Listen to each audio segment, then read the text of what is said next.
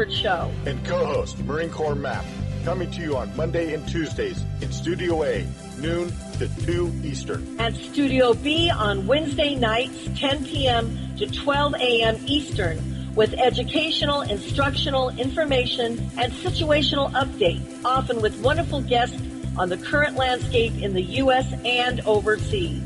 This is a go. We are with you, side to side, and back to back. Please join us on Monday through Wednesdays, as well as other hosts and guests here on Revolution Radio. We're not gonna take it anymore. That's right, we're not gonna take it anymore. We said we're not gonna take it anymore. That's right, we're not gonna take it anymore. I'm Reverend Medium Tracy Lockwood, and I'd like to invite you to join me as I discuss life from a medium's perspective. I'll be talking about insights that I've gained through readings, with topics like your guides, angels, animal communication, past lives, our transition, and the afterlife. We'll take a deeper look at the metaphysical meanings of symbols and totems, and I'll give you some practical exercises to help you develop your own natural psychic ability. Join me on From a Medium's Perspective. The opinions expressed on this radio station, its programs, and its website by the hosts, guests, and call-in listeners or chatters are solely the opinions of the original source who expressed them. They do not necessarily represent the opinions of Revolution Radio and FreedomSlips.com, its staff, or affiliates. You're listening to Revolution Radio, FreedomSlips.com, 100% listener-supported radio, and now we return you to your host.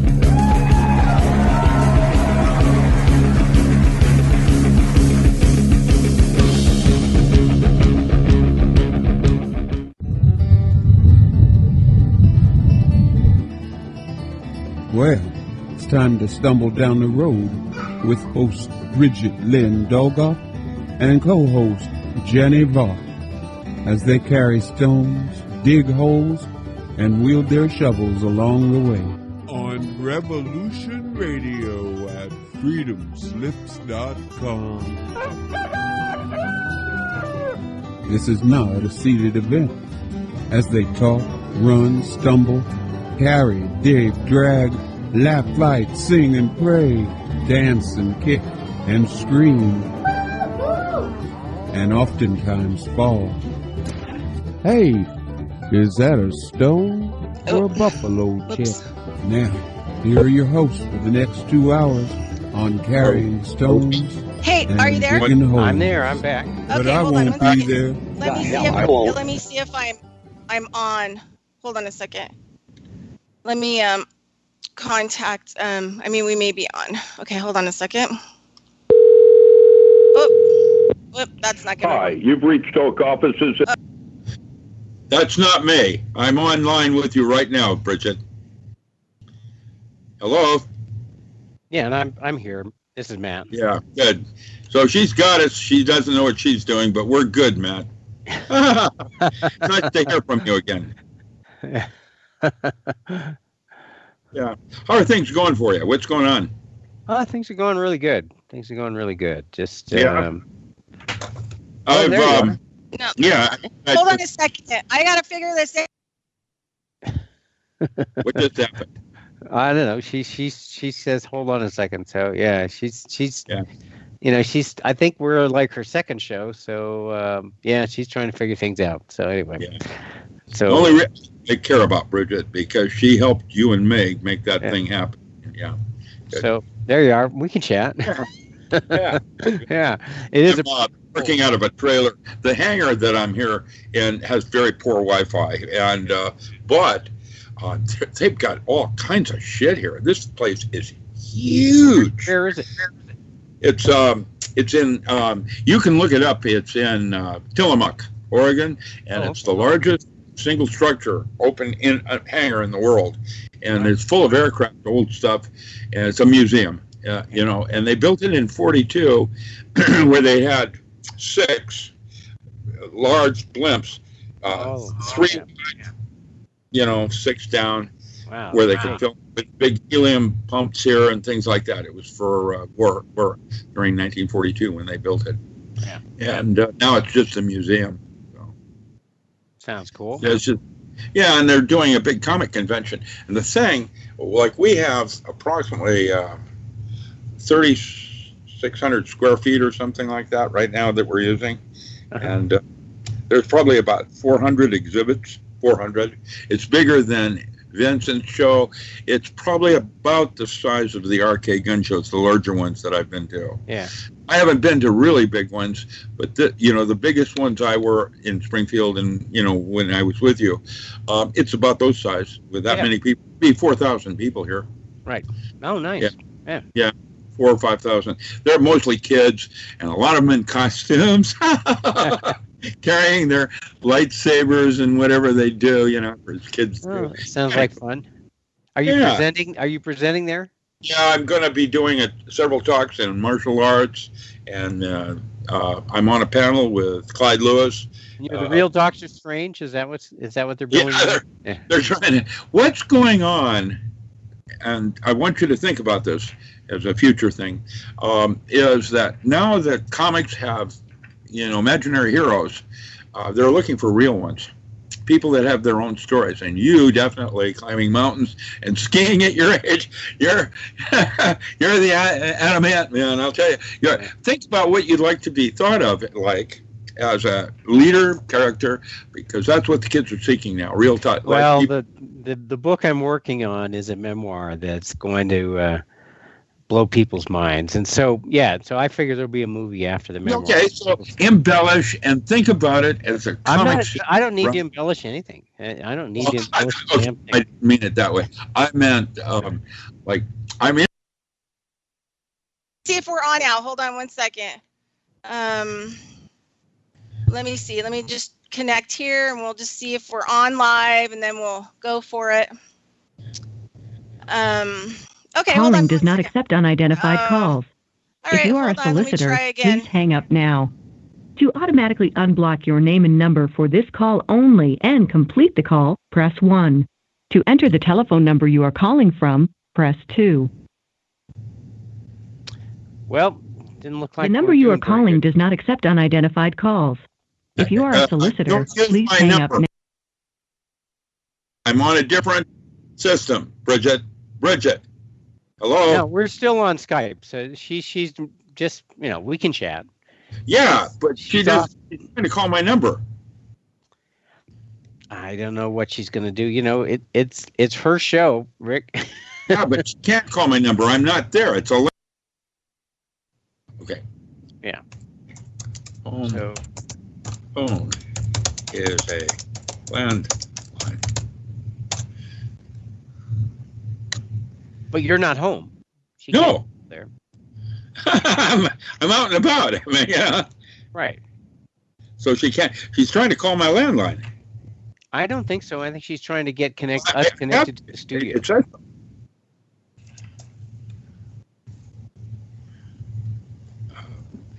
But anyway, that's okay. It doesn't matter. Well, we're here on Skype, so whatever. Yeah. Yeah.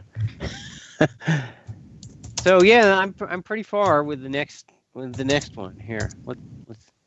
Can you see me there? Do you see me? Yes. Yeah. So here's the manuscript, partway done for the next one. Let me take my camera off. Yeah, there I am. Yeah. So there's a manuscript for the next one. Wow. And yeah, it's a lot. There's still like 8 chapters to go with some of those, with probably 30 pages of notes to those 8 chapters. So yeah, there's a lot, but we'll see. My guess is that it's going to split into a book 1 and a book 2 because it's just too big. Yeah.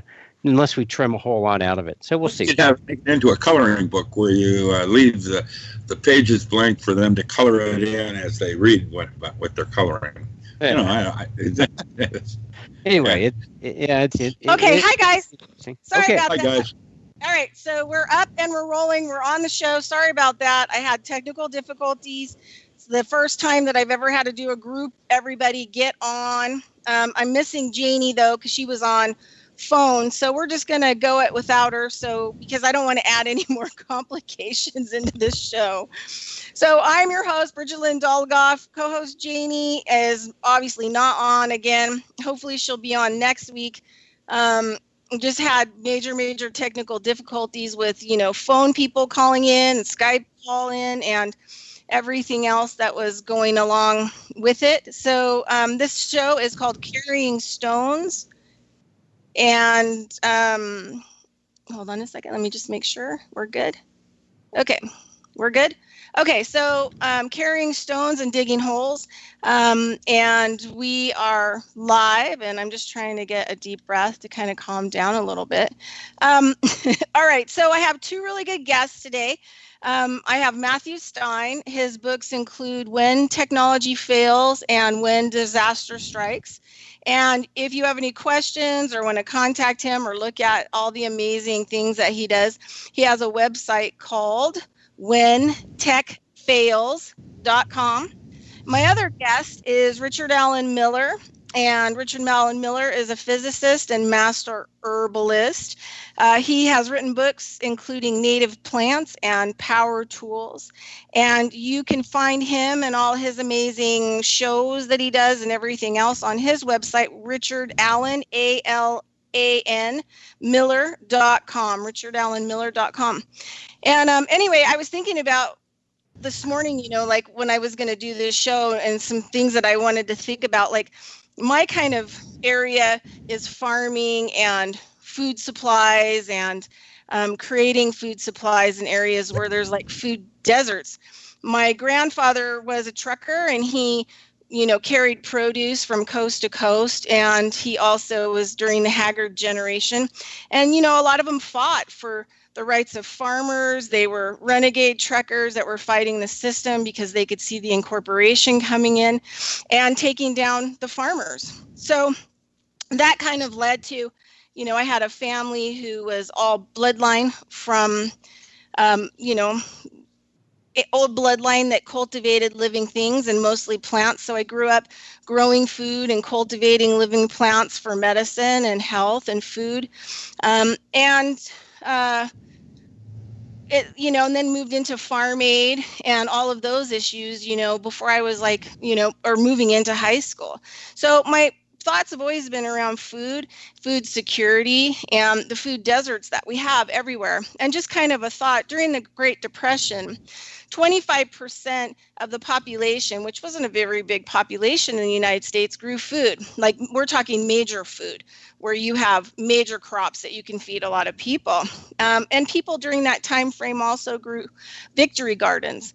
And the statistics that came out of there when I went back to school for biodynamic farming and was doing a lot of past study work on food supplies and farming, it took years and years and years for any life forms, to come back in the areas where there were lots of people in cities, because they ended up having to eat everything. They ate the mice, the birds, bugs, anything that they could get their hands on.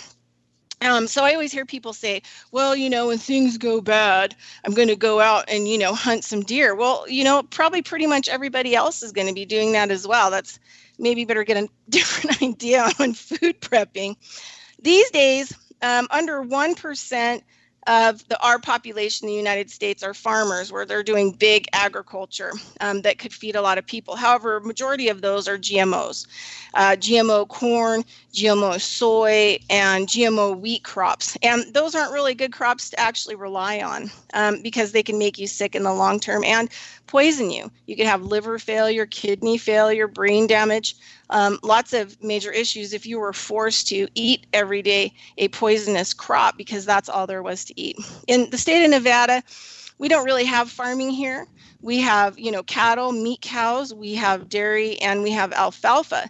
So people in Nevada, if things fall apart, you have zero access to any food. So I just kind of wanted to put that out there. And I was going to ask Matt Stien if he had any comments because of his experience in dealing with collapse of systems around the food issue.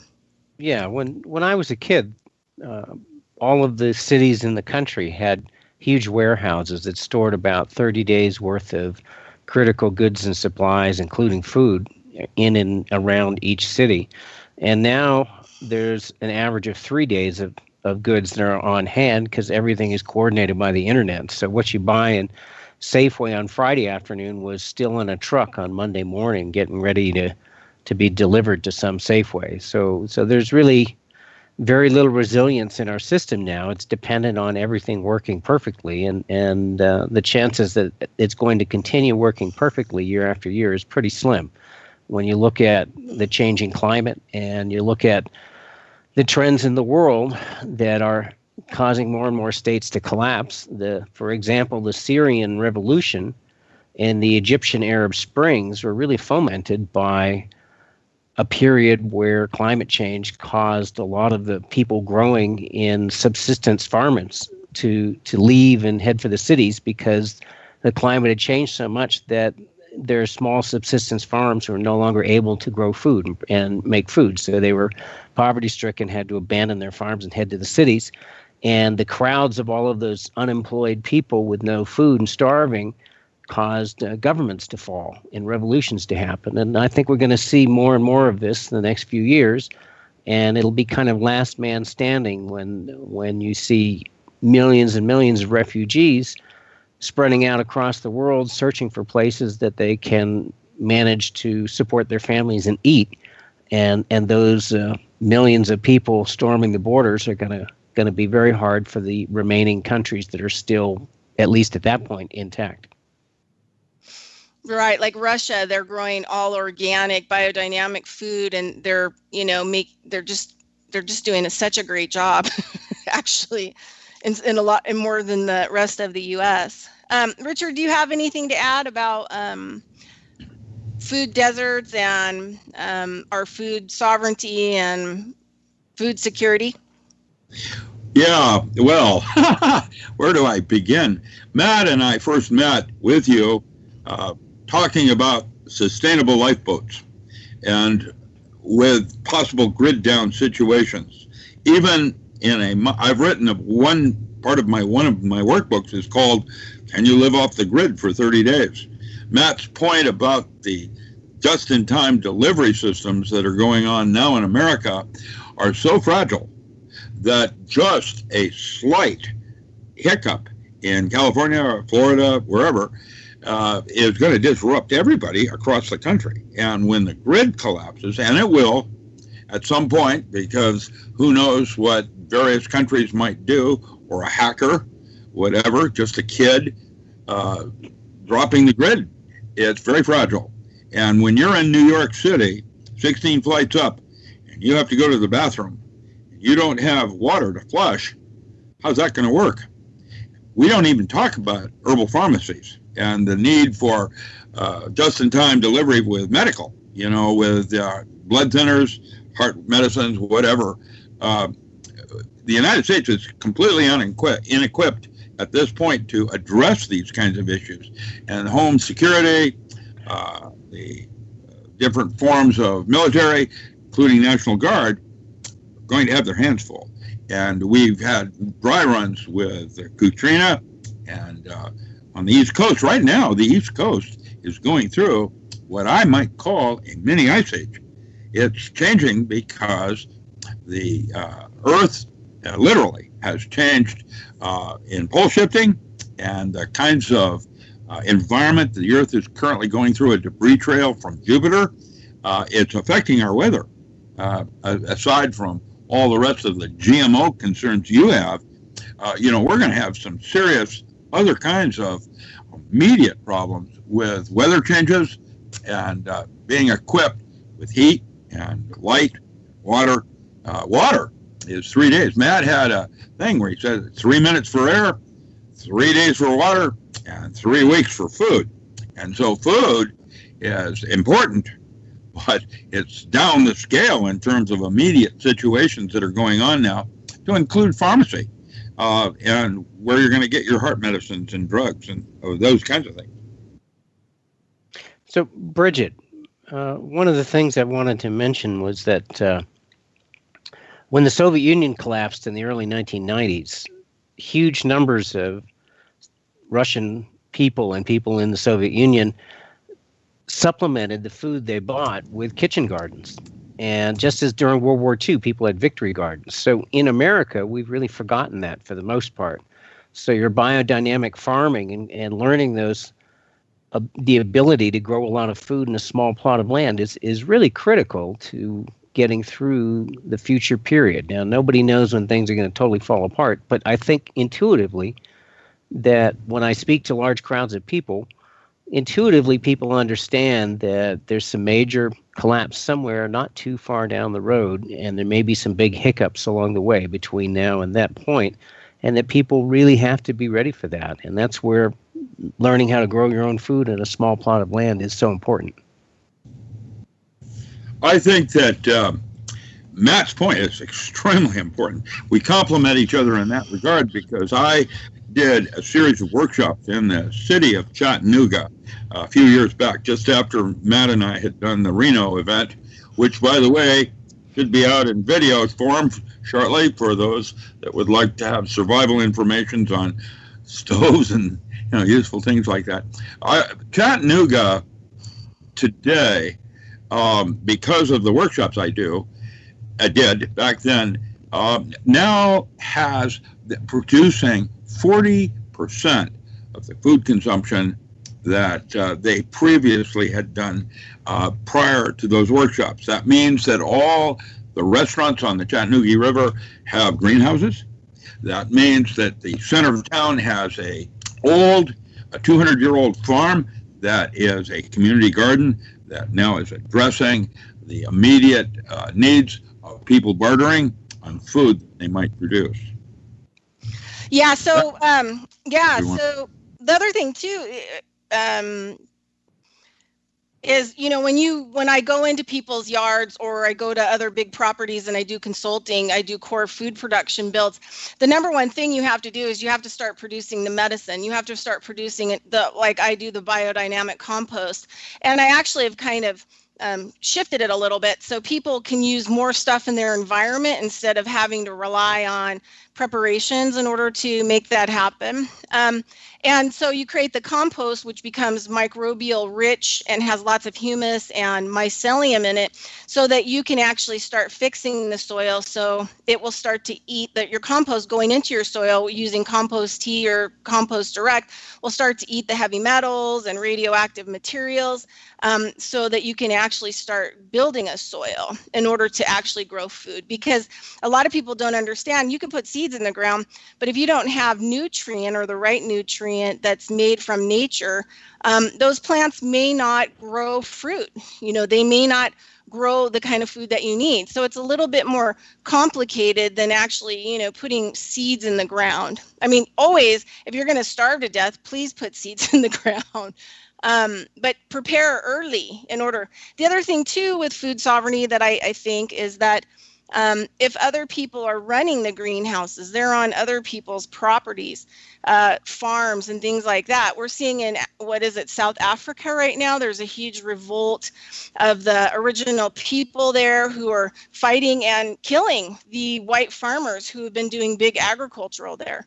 And that is because there's those who have and those who don't have, and the don't have are sick and tired of not being able to have or eat or live any kind of normal life. So any comments on that, Matt? I could go ahead, Matt, you go ahead. Well, when people are starving, you saw that happen a lot in the early part of the 19th century. In fact, if you look at the systems in Finland and Sweden and Norway, where they're highly socialistic, those countries were close to communist revolution, where they were going to take out all of the rulers and hang them up and string them up. And when people start starving, you see that happening. I mean, you saw it happen with Colonel Gaddafi in Libya.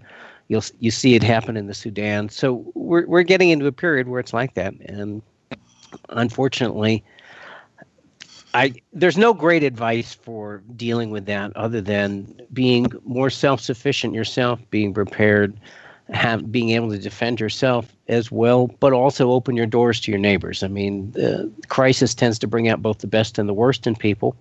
So it's not all gloom and doom. Often it causes people to band together. You're stronger as a community than you are by yourself as an individual.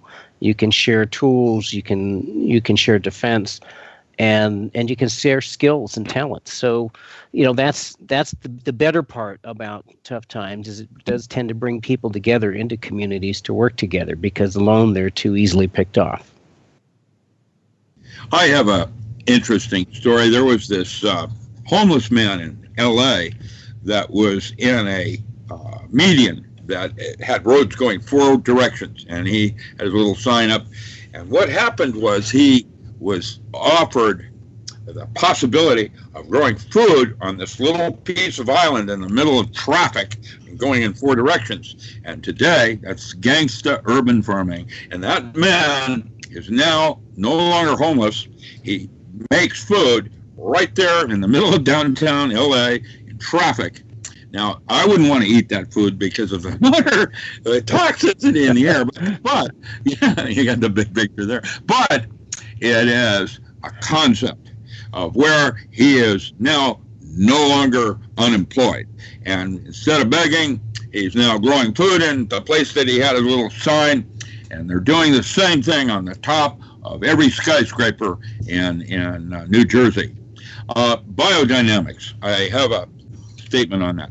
My great-grandfather was Rudolf Steiner's lodge master, and so that's one of the reasons I went into agriculture. I was a legacy for this Blue Lodge up in the Swiss Alps in Zurich. I mentor for Waldorf, and the reason I'm a physicist, and because I'm a physicist, I approached agriculture a little differently, and was the one that first introduced Bill Mollison and permaculture in. Now, Bill was messing around with his kids, and so what happened next is he lost credibility, and it fragmented into charismatics like Sepp Holzer and others. However, there are organizations, for example, that network. When I was in Chattanooga, I met Xavier Hawk. Xavier Hawk does a flying balloon Chautauqua that goes into 4 states, bringing the entertainment down to 8 different permaculture locations of communities that are doing permaculture or biodynamics, whatever. And he brings the networking down using a large balloon.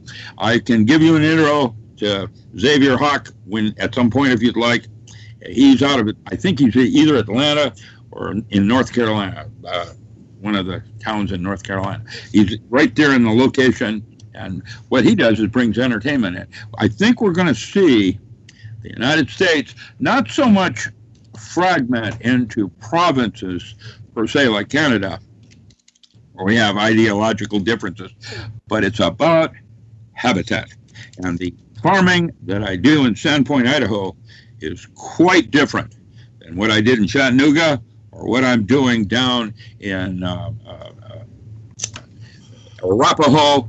We have a missile silo down in Arapahoe, which is our one of our sustainable lifeboats, and the garden is up on top. And each habitat is quite different. And that's the part I wanted to just offer as a consideration, that the environment will often tell you what crops to grow best. Like we do seafood out here on the coast, and we can barter with the Midwest grain. And that probably is where we're going. Bridget, I have a question for you. Yeah. When you are consulting and you're out in Nevada, where often the soils are pretty terrible, how many years would you say it takes to use biodynamic or grow biointensive, John Jevons type of principles or Rudolf Steiner's principles to build a decent soil by double digging and building in compost? Would you say it's about 3 or 4 years to take really terrible soil and turn it into really good, highly producing ground, gardens? What's your estimate of the time it takes to invest in a plot of land where you're starting out with really rotten soil? Well, when I used to go to Steiner College, everybody used to laugh at me because I lived in a place that didn't have soil. We have sand. And because it's high silica, it burns everything, right? It's like a mirror reflection. It's amplified. So a lot of the techniques that I would use in biodynamics with already brown soil, I actually had to adjust. And I got kind of nicknamed, the Jesus Christ, because I had to kind of, pull a Jesus Christ in Nevada and turn sand into soil. So when I was going to school, some of these techniques, but I have a story. I have a friend of mine, and they had been trying to grow a garden for like 20 years in their backyard. With not really any good luck. And then I ordered some preparations from Harold Hoven, my teacher at at Steiner College, which is now closed. Somebody else bought it. It's like an autistic center now, which is sad because it was like a gem on the West Coast, like a biggest diamond for people to go. But anyway, so I ordered some preparations from Harold. I ordered, you can go to Josephine Institute and order all kinds of preparations, but I did the barrel prep, which actually the microbes eat up radiation. They're using a lot in Russia right now, and they're doing big studies on it. And the horn manure prep, which is the basis prep. And then I stirred them, mixed them together, and I sprayed them over her yard. But she had to water every day to keep it moist, because if it gets too dry, the microbes won't adhere, move into the soil. So, but what happened is that I sprayed, taught them how to make a proper compost, how to feed, and water their soil, their compost. And then that year they had a jungle of food. It was so epic that they literally were giving boxes and boxes and boxes of food away. I mean, so the thing is, I'd like to interrupt so I don't lose my thought on this too. Yeah. This is an important point. Yeah. Okay, good. When I came out of grad school, I worked under Art Pilgrim at Lunar Base Alpha 1. It was a hydroponic system, and what he discovered in a closed system was that if you had 1/3 rabbit manure, 1/3 chicken manure, and 1/3 worm casings, you had all the inorganic salts necessary to run a hydroponic system. Now, today we're working in aquaponics, but I've got something even better. When I was working with Chuck Walters at Acres USA, he brought in an Austrian woman that literally talked about a new concept called mycorrhizae. And mycorrhizae is a hierarchy of bacteria, viruses, and molds that are like in your gut. In fact, that's what Gaia is. It's mycorrhizae as a system or hierarchy of resonances that will bring soil. What she did in her demonstration, I saw her take soil that looked like it was cement. It was like a hard rock. There it is, dead. And within 7 years, made the most friable soils I've ever seen. And all I did in 3 years is just use chickens, worms, worm casings, and rabbit manure, and I had a killer garden just from those 3 sources of manure.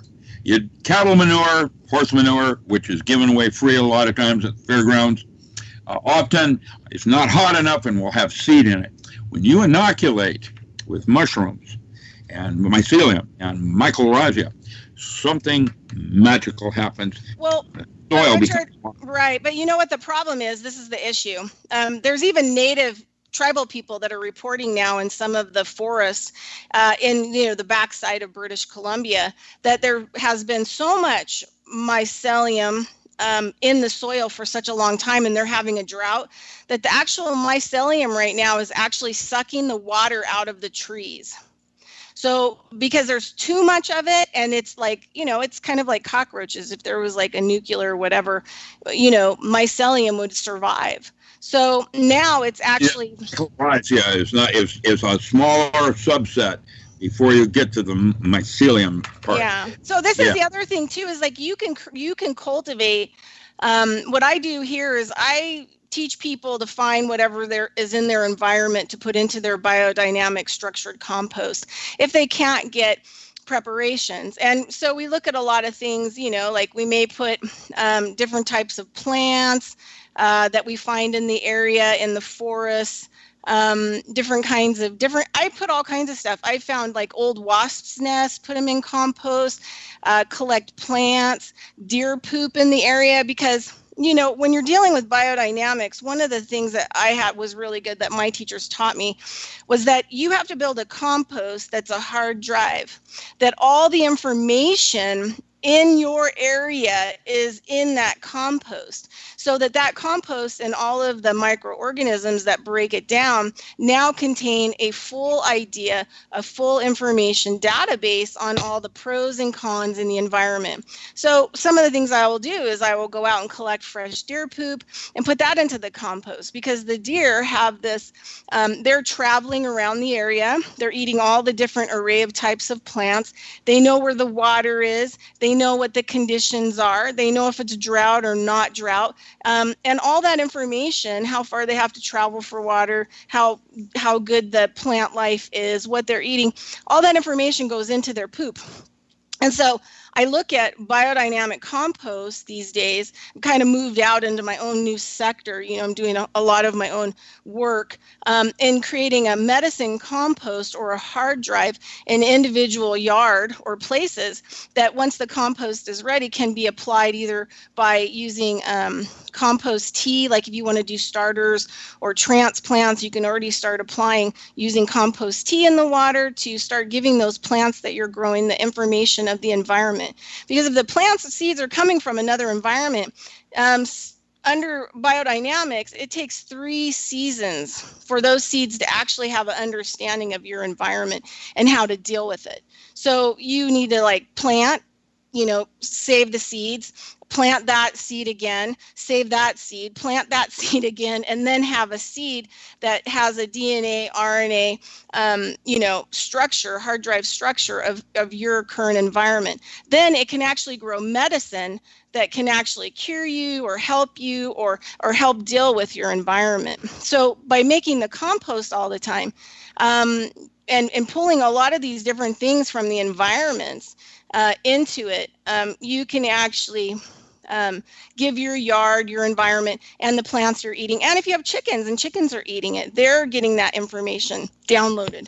And one of the things that I've really learned is there's no such thing as nutrient. Nutrient is a plug-in app, right? And sometimes we get the wrong plugins, like some of the nutrients are poisonous that we take in supplements. But then when we get those biological nutrients, like this compost and this food that you would be growing, it's a plug-in to your hard drive or your computer system. And so all this information gets downloaded into your system. So say you have heavy chemtrails in your area and you create a biodynamic compost that eats a lot of those heavy metals, but also the microbes are kind of studying what's in those heavy metals. So that compost has that information in there so it can help your soil to eat up the negative, produce the positive, and then eventually the food that will be produced will go into your body and give your body a true sense of your environment and how to adapt to it naturally without a whole lot of work. So Bridget, I've got a question for you.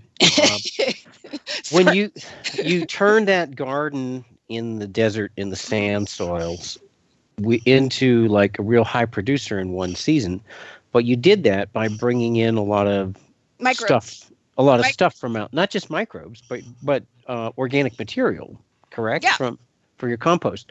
So if you didn't have access to that, say in a collapse situation, what would you suggest doing? Like in Papua New Guinea, in the hill people, they live sustainably and they have torrential rains that wash the nutrients out of the soil. So what they do is they go traveling through the jungle and they collect a bunch of debris and they bring it back and then they compost it in. So that keeps re-enriching their soils. But in a place like Nevada, where there's, except for right around the rivers, there's not a whole lot except for sagebrush out there growing. Would you suggest just collecting whatever you've got, whether it's sagebrush, whether it's bitterbrush, creosote? I mean, is there enough local stuff that you could use that to, like the people do in New Guinea, to recompost the soil, to build good soils out of sand? Yeah, so this is the 3 components that you need to grow food, or you need to help start restoring your soil. Is you need water, aeration. Aeration above all things is the most important thing. How do I add in not only something to feed the microbes, so it could be like wood chips, parts of broken down wood, mushrooms that you may find, which is rare. But any kind of wood debris can actually be turned into the sand. And also you want to add nutrient.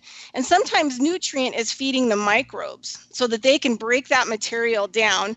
You can pull those microbes up from the deep underlying areas under the sand and give them something to eat. And one of my teachers used to teach me, like, you find out how good of an alchemist you are when you can get those microbes that are way underneath the soil conjured up to the surface because you're giving them enough stuff to eat. And they help you with the aeration. They help you with the soil building and the microorganisms by feeding them and putting stuff into, say, the sand. So yeah, you can collect anything. The only thing that we do not attempt to put in, we put bones, dead animals, because you can't smell any of this stuff. So I don't think I would put a dead body, in a compost pile. But animals, for sure, they have lots of calcium and stuff in their bones. Feathers are good from chickens, those kinds of parts. The only thing we do not put in compost is anything that restricts the microorganisms. So no wormwood or any of those kinds of natural parasitic plants go in, because you need, those microbes to be going at it 100%. So the other thing too about biodynamic compost is we don't let it get super hot. We don't let it get acidy, and we don't let it burn, because that kills all the microbes that are in it. So you're just totally defeated the purpose of your compost. So biodynamic compost is a little bit different, and you can build them. I've built them from mostly sticks, like layers of sticks, dry leaves, whatever kind of debris that I can find in my environment. A dead squirrel, whatever, chicken, if you have laying hens, you can put shells in them, coffees in them, any food that you eat. So, you can collect all kinds of different stuff in your environment. And yes, Nevada has a lot of stuff. People just have to go out and look. Okay. Maybe I could add some humor, light humor here. No. Nevada reminds me of Mars. And so the newer directions in closed system agriculture, which is what I deal in as a physicist, is that I'm going to go from here to Alpha Centauri, and I can't go out into my environment and collect what I need. Now what do? And aquaculture is a newer direction in hydroponics, which was soilless cultivation. And the reason we talked about soilless was not so much that we're in space, but how do we impact our environment? Because when you grow corn, organically, it still strips that soil so atrociously that in the state of Oregon, it's outlawed to grow it 1 year in 4. You have to have a rotation going on. That's why the Midwest is treating agriculture, when you fly through it, half their topsoil is up in the air and, moving from one state to the next. And I'm like a scientist, and so I approached agriculture a little differently. Whether you're in the jungle, yes, I am into Gurdjieff. Yes, I am into eating my environment, climatization, where you have hybrid cultivars that have adapted to a region like your carrot.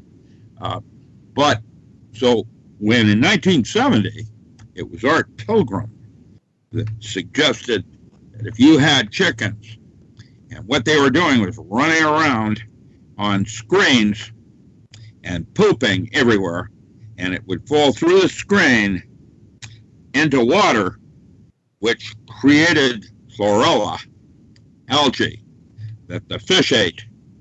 And the fish and their poop was used to water the plants that we were growing. Now that was a closed system, and your feces was kind of like that movie where he grew his own food off his own poop. And when I say environmental, sometimes you have a situation like Nevada that has been scorched and you can't go to the surface because of gamma rays from the stripped atmosphere like Mars. And so you have to go underground That sounds to me like mushrooms. I'm just kidding. But where you're in a situation. There we are. Anyway, that's what I wanted to do as a comment.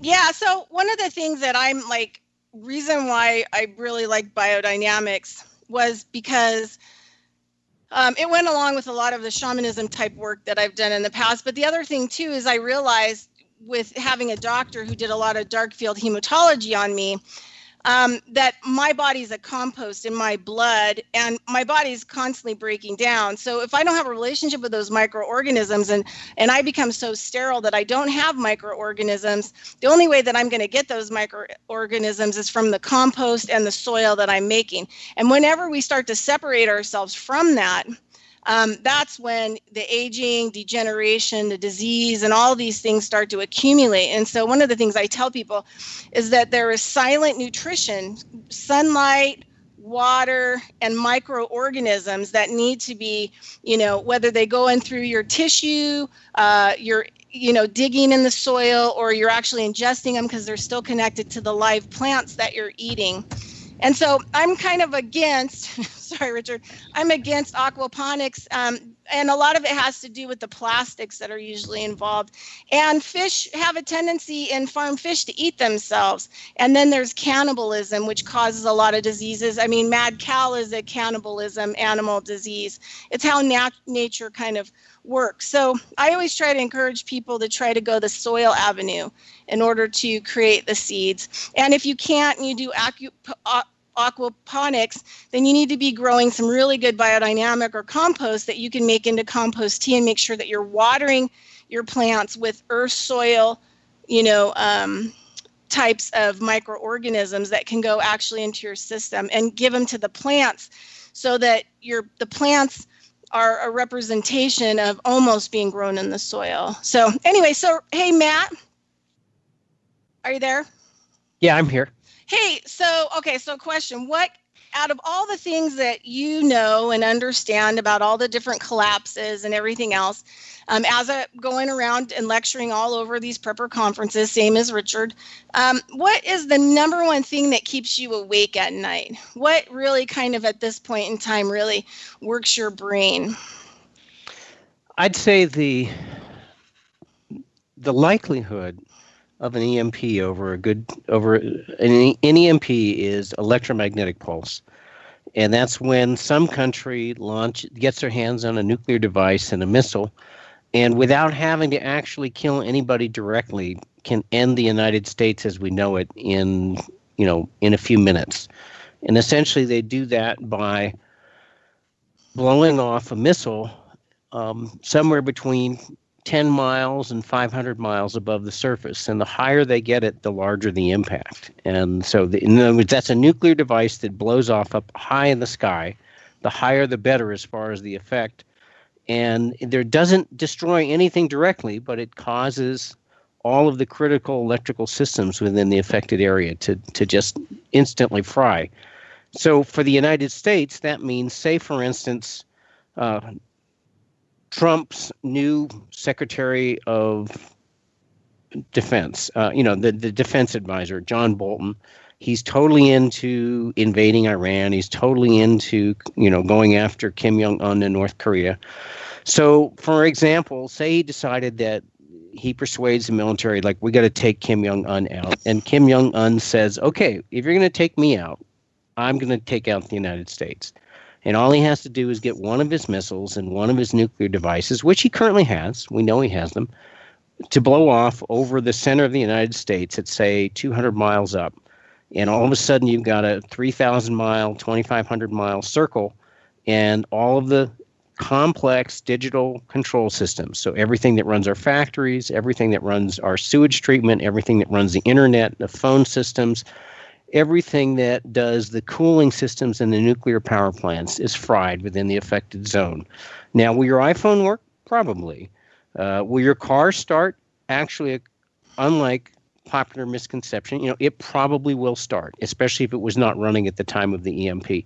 But all the stuff that makes our world go round stops, and 30 minutes later, you've got multiple Fukushima-like events across the affected zone, where probably most, if not all, of the nuclear power plants in the affected zone will just simply melt down Fukushima style, and they'll poison much of the United States for generations to come. And so that's what really keeps me up at night. Now, the other thing that's tied in with that, but not the same, is an extreme solar event. And extreme solar, I don't lose sleep over something like an asteroid strike. Like the last big asteroid strike that wiped out a large part of the flora and fauna in the world happened 55 million years ago and wiped out the dinosaurs. So I don't worry about something that happens once every 55 million years. No sense losing sleep. But extreme solar events, the last one happened in 1921. That's 97 years ago. The one before that was just 62 years earlier. That's the 1859 Carrington event. These are not the same, electromagnetically speaking, as the EMP, which is the nuclear device, but they're similar. The solar storm takes out the massive transformers that interconnect our grid. Basically, wherever you see those giant towers with power lines that stretch like a half a mile between towers, those are transmitting huge amounts of power over vast distances to interconnect our grid. And those things, at the end of each of those is a giant transformer that's like 200 tons, tens of millions of dollars each, custom made, custom designed, custom built for every installation. And there's a 1 to 3 year waiting line to get a single one of these made. And in the event of either an EMP or a solar storm, those things tend to fry all across the affected zone. Now, the solar storm takes out much of the world's interconnectedness in the grid because of the Achilles heel of these transformers, whereas the EMP is a much more localized event. So depending on how high up they get that nuclear device, it could be like a 500-mile circle for a Scud missile and a small device, maybe take out Washington, D.C., Boston, New York City, and all of the interconnected stuff there.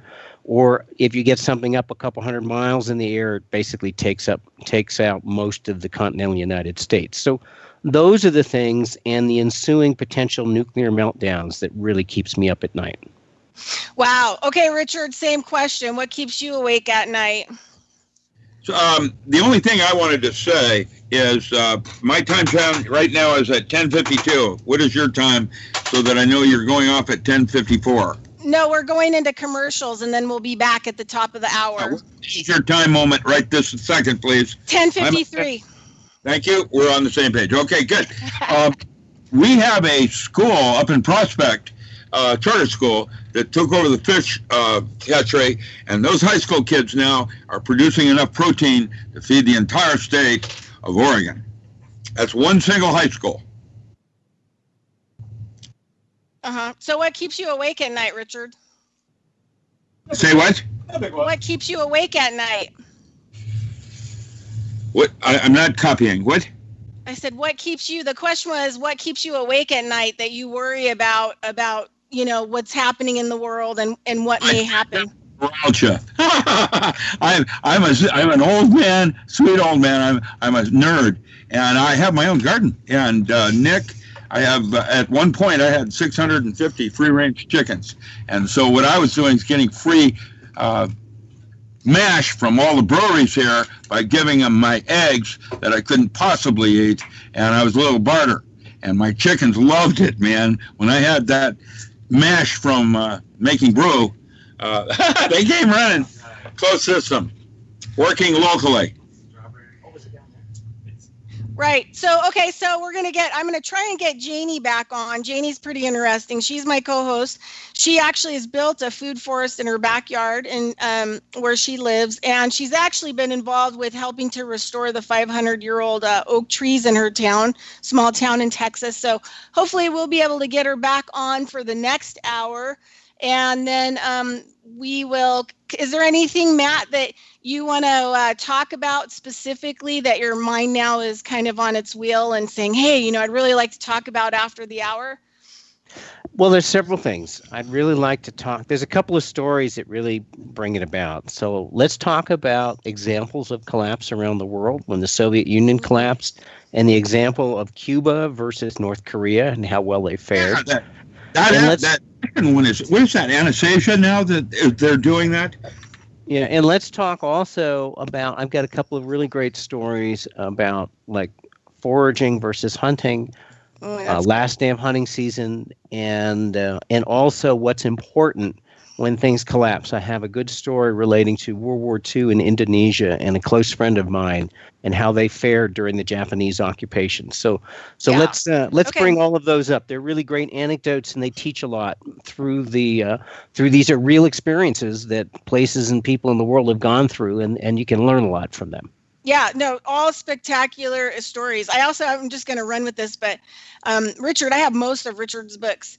But you have on your website, you have a category of books that you recommend on whentechfails.com. And it was funny because I think I have like 6 of them on there. And one of my favorite is the guy, last name Elliott, who has the winter farming and techniques. That guy grows 500 million pounds of greens for the East Coast out of Maine, out of greenhouses with 5 foot of snow annually. He's amazing. I met him at Rail City here at the nursery in Reno. He came up and did a hoop house, taught us how to build hoop houses. He's an amazing guy too. So, okay, we're going to get ready to go to commercial. So we'll mute out and we'll meet you back here in 4 minutes.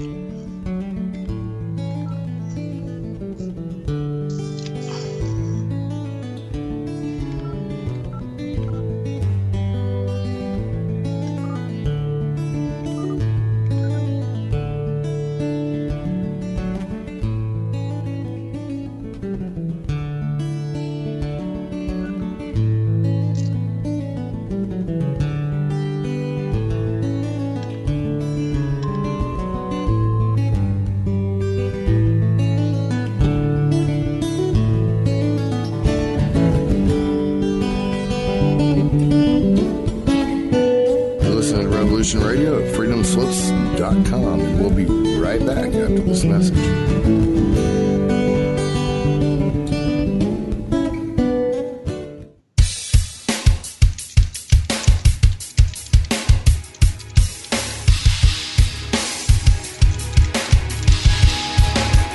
Enter into a world unseen on Raven Star's Witching Hour.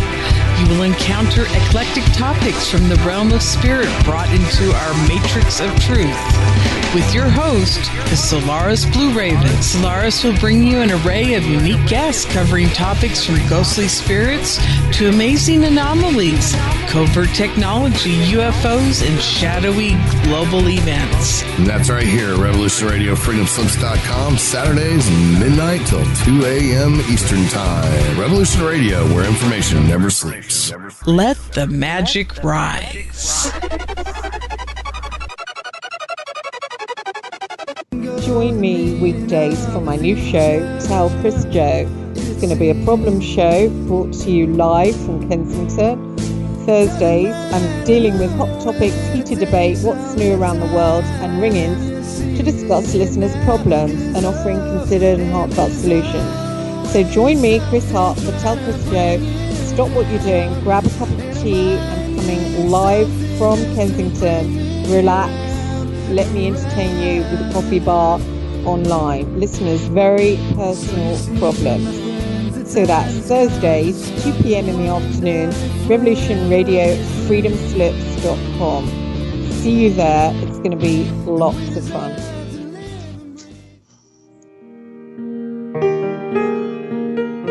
This is Barbara DeLong, host of Nightlight Radio, inviting you to join me on a cosmic journey, exploring a metaphysical montage of spiritual material, covering everything from the mundane to the magical, UFOs to unicorns, and everything in between, including spiritual readings for those who seek enlightenment. Let Nightlight provide you with equal measure of light, love and laughter, insight, wisdom, and inspiration. Monday nights, 10 to 12 p.m. Eastern. All right, here so on I'm Studio hoping that B, the commercials Revolution are over. I have Radio no idea. I suspect that they are. freedomslips.com. I didn't get to hear them in my headset, so I'm just going to go ahead and move forward here. Okay, Matt. The opinions expressed on this radio station, its programs, and its website by the hosts, guests, and call-in listeners or chatters are solely the opinions of the original source who expressed them. They do not necessarily represent the opinions of Revolution Radio and freedomslips.com, its staff, 3 minutes or to go. affiliates. Yeah. You're listening to Revolution Radio, freedomslips.com. Not in the show. 100% I have a listeners shitload supported radio, series, and now we return celebrity you show to that you want to do some cameos, Bridget, good to go. Right. So we're just let Matt talk about what he's going to talk about first, and then we'll just see how it goes. I'm just letting. Okay. Great. Thank you.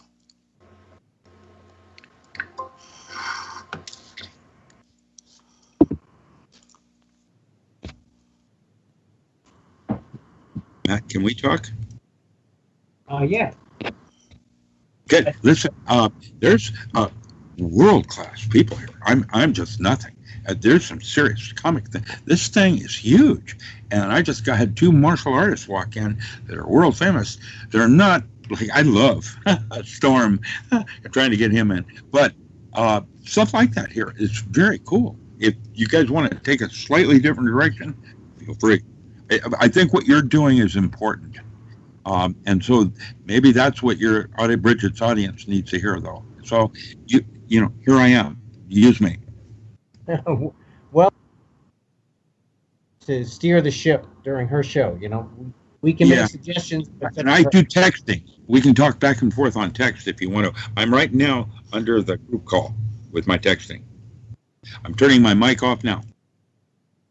Oh, well, you can leave the mic on, whatever. Okay. Okay. I'm, a pro. And when they come in, when she starts coming in, then we just have to shut up. I mean, that's all. Yeah. Yeah. I think what you're doing is extremely important. And there's some kids here that are trying to do something in their own thing. They're running aquaculture. The new directions are using LEDs because they're a lot cheaper. They don't heat up. Sodium lamps are the ones we have at the military here, but they have their LEDs now. They're plant specific. Like each plant has a different bandwidth that it functions best at. And we're talking about a whole nother level of agriculture that has legs to it. Or what? Okay, so hey, we're back on. So this is Bridget Lynn Dolgoff, co-host Janie Vaught. I couldn't get her on. We're going to have to work out the issues for next week. Or I'll have to work out the issues for next week. It's always the operator, right? And so before we left at the top of the hour and we went into commercials, you're listening to Carrying Stones and Digging Holes.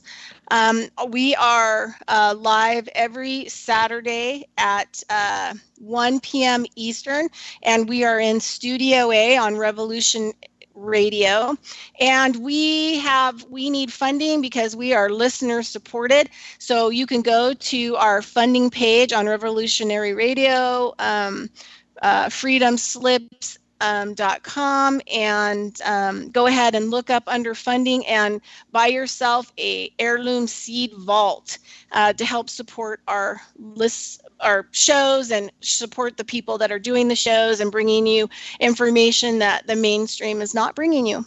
All right, Matt. So I'm here with Matt Stien, who has a website. He's the author of When Technology Fails. Also, the other book is When Disaster Strikes. There you go. And his website is whentechfails.com. And also we have Richard Allen Miller, ALAN. His website is richardallenmiller.com. He has books like Native Plants and Power Tools. So before we went on our vacation, on our commercial, Matt said that there were a few things that he wanted to talk about. He had some stories about the collapse in Cuba and Russia. Yeah, but first I just want to make a note. When I mentioned the EMP keeping me up at night, my personal belief is that Kim Jong-un of North Korea has no intention of doing a first strike in the United States.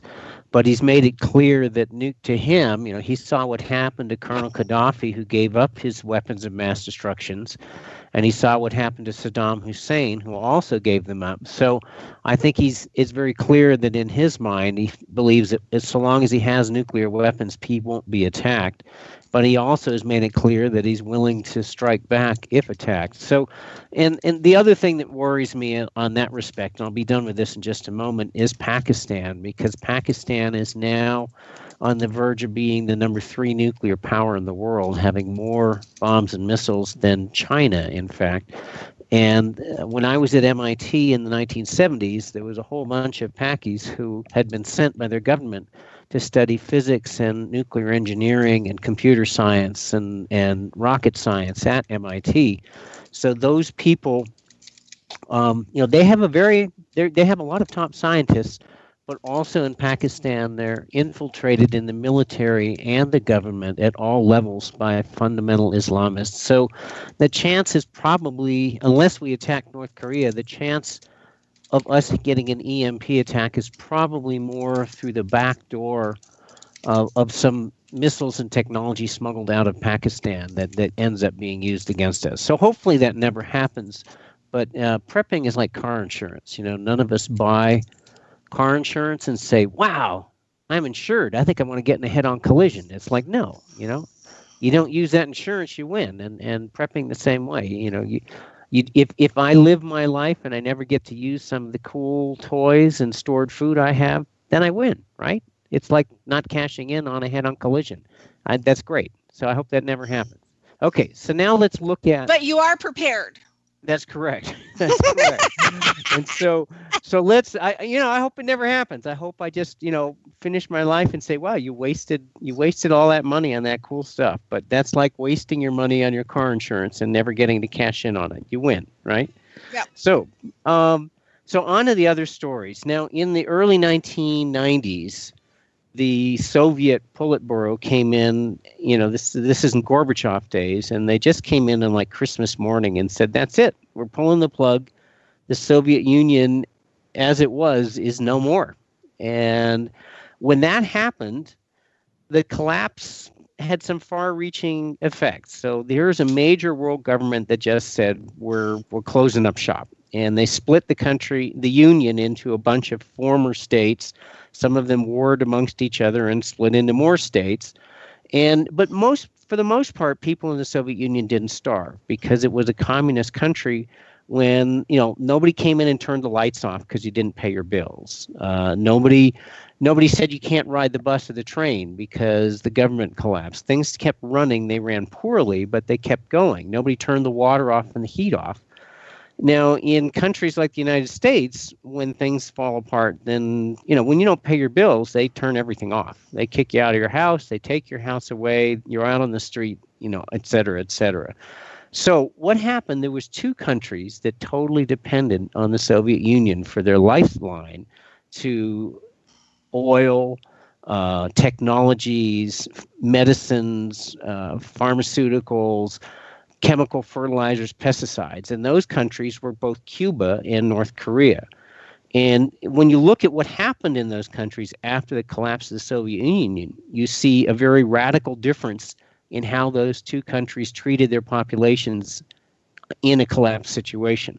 So in North Korea, when the lifeline to oil and high-tech supplies was turned off like boom in one day, if you weren't part of the military or tied to the government, then you were out of luck. So basically 9 out of 10 people in North Korea were on their own when that collapse hit.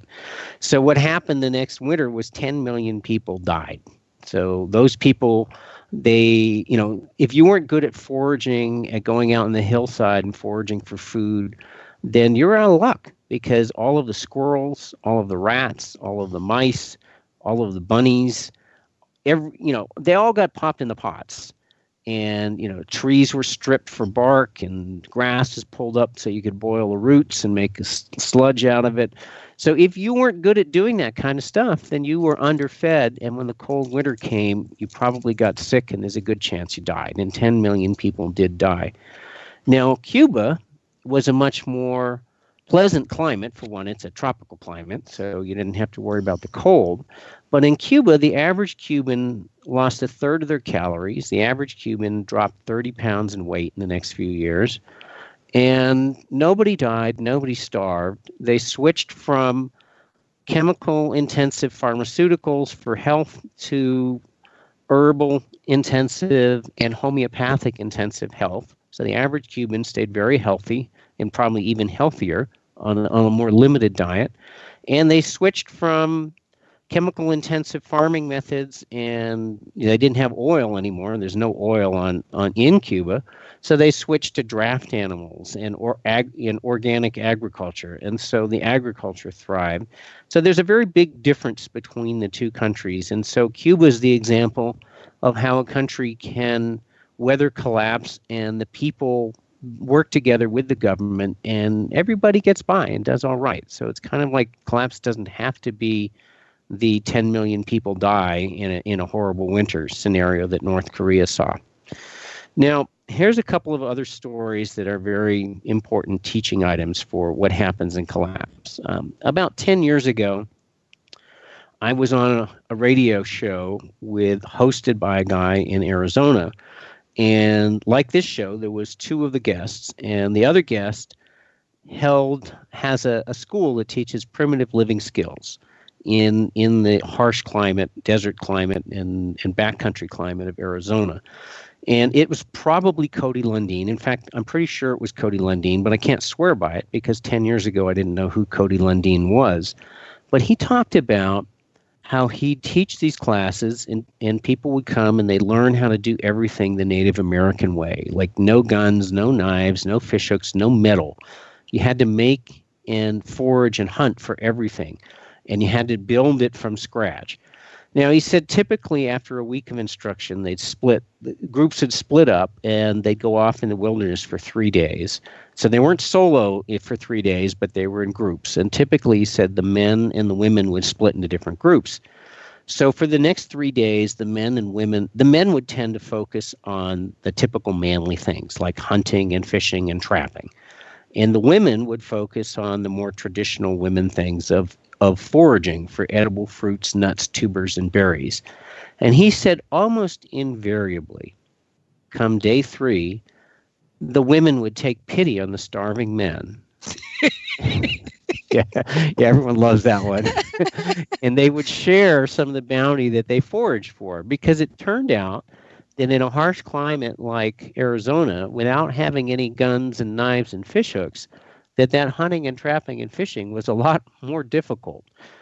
Now, one of the other things that I do when I talk to thousands of people at these prepper shows is I ask people in the audience to raise their hands. I say, how many of you had a really good day hunting on the last day of hunting season? Now, I grew up hunting and fishing in Vermont, and you always wanted to go hunting on the first day of hunting season, not the last day, because by the last day, the animals that didn't get killed in the first half of hunting season got really smart and learned how to make themselves very scarce and invisible. So out of asking this question of several thousand people, I've had 3 people raise their hand that they had a really good day. One woman got a 10-point elk, and another couple of people got bucks on the last day of hunting season. But for the most part, these thousands of hunters with all of their high-tech guns and everything did very poorly on the last day of hunting season. And in a collapse situation like North Korea and Cuba, it's going to be like 100 times worse than the last day of hunting season. So that combined with the Arizona story shows you how important it is to be able to A, grow your own food, or B, also to be skilled and practiced with being able to forage in your area. And so on my website, When Tech Fails, down at the bottom there, I have some highly recommended books. And there's 2 books that are really, really great books on foraging. I mean, there's a whole bunch out there. But my personal favorites, let me bring up the website itself. Yeah, I have that foraging book. I love that book. Yeah, those are great because he focuses on about 100 of his favorite plants in one book and about 100 in another book. And by doing that, you see like great amounts of information, much better than these books that have like 2,000 edible plants, where they give you a tiny little drawing and not much information. And so, yeah, it's called The Forager's Harvest in Nature's Gardens. And they're by, who's the name? Elliot, what's his name? It's Samuel Thayer. Mm-hmm. And he really, really knows his stuff. So having like 200 to 400 edible plants that are really well identified in all seasons is far more important. And these are plants that you can actually eat. Like some of those edible plants, you just don't want to eat. I mean, yeah, if you're starving, maybe you can get them down. But these are plants, they're good to eat and are relatively common and fairly easy to identify. So knowing that, and there's another one called edible weeds, and these are like 15 great weeds that you can pick up that are common all over the country. That's called The Wild Wisdom of Weeds by Katrina Blair. So having that in your survival library is just so important, because when things really fall apart, the guns are great for trade and barter. They're great for hunting in the initial period to help get you through the initial part of collapse. And they're good for self-defense. But in the long run, if you're counting on that gun and hunting to keep you going, that's just a pipe dream. And so the last anecdote that I want to share is that my wife was born in Holland, and her mother was born on a plantation in Indonesia. She was an illegitimate daughter raised mostly in a convent, in an orphanage, and went through some really tough times. And during the Japanese occupation, they saw bodies floating down the river behind every day, and there was people dying in the streets and getting shot all the time, and people were starving. Now, her favorite friend, we called her Aunt D. She wasn't an actual aunt, but aunt in terms of like just a wonderful person who was so close to the family, they called aunt. Well, Dee and her husband Albert came to America, and they had a little bag filled with diamonds and emeralds and rubies and gold rings. And these were people who lived in villages up in the country in Indonesia. And you'd say, well, how did these people from the village in Indonesia come by this little bag of diamonds and emeralds and rubies and gold rings? And what it was that they had a small farm. And during the Japanese occupation of World War II and the ensuing Indonesian Revolution, people were starving. So a bag of food was traded for every one of those diamonds and emeralds and rubies. It was pried out of a ring or pried out of a necklace or pried out of a bracelet. So when you think about it, a $50 bag of food for what would today be like a $2,000 gem. So that's the kind of trading value you're looking at. So yes, storing silver, storing gold, storing jewelry, they're all great things, because for one thing, it's a lot of value that you can hide in a little pouch on your belt.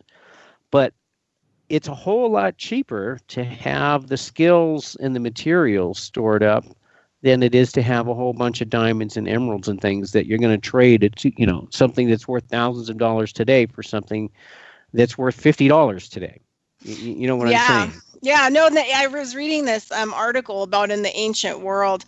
I forget who actually wrote it, but they said that, the women, because they did all the farming, most of the farming and cultivation of direct food for their environment, when they would get ready to prepare to leave that environment to another environment, they would sow the seeds in the lining of their clothing and into other things to hide them from being attacked, because if they didn't have their seeds, they couldn't cultivate food and they would die.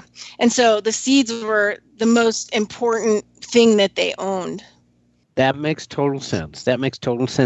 So it's your skills, it's your seeds. And the other thing I really want to talk about is the importance of having a bag of tricks to keep yourself healthy when the world's falling apart. Because, even today, having a bag of tricks is great to have now, because there are things that go around that don't respond to medicines very well. And so, having things like a colloidal silver generator, I think everybody should have one. And I show people in both of my books how to build your own. And also you can buy one from SOTA, SOTA Instruments, or SOTA.com, that does both blood electrification and it makes a high quality small particle colloidal silver. And 2,000 years ago, Alexander the Great didn't know anything about germ theory, but he knew that if he stored water for his troops in silver urns, then his troops stayed healthy on the battlefield.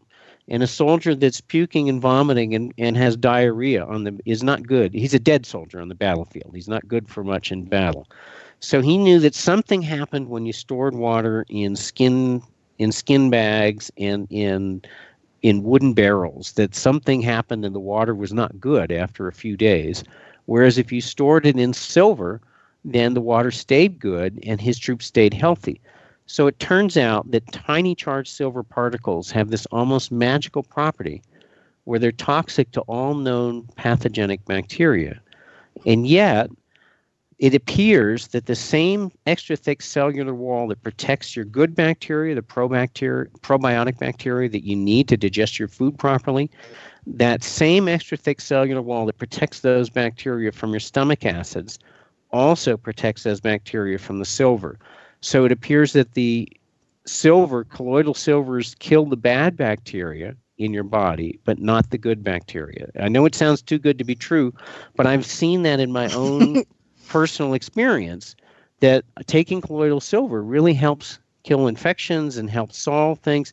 My wife had a antibiotic-resistant urinary infection, and this is back in the late 90s, and I've written there. It was plaguing a lot of women in the country at the time. There was a New York Times and San Francisco article about this antibiotic-resistant bacteria that had killed several women across the country. And so she went to the doctor, and he said, "Oh, you got a urinary infection, common female ailment. Take this antibiotic." Well, it didn't touch it. So then he said, "Oh, wow, that didn't touch it." So he gave her another one, and that didn't touch it. So they said, "Oh, that's pretty serious." So he gave her another one. He gave her Cipro, which in those days was the last defense. It was nothing like stronger than Cipro. And it appeared to work. And she'd be good for 3 or 4 days after she finished the course of Cipro, and then it came back. So he gave her another course of Cipro, and it appeared to work again. But 3 or 4 days later, it came back. And then he gave her third course of Cipro, and it seemed to work again. But then after she finished that, 3 or 4 days later, it came back. Now, Cipro is very hard on the liver, and eventually, she might lose her liver or her kidneys if she was on like Cipro the rest of her life.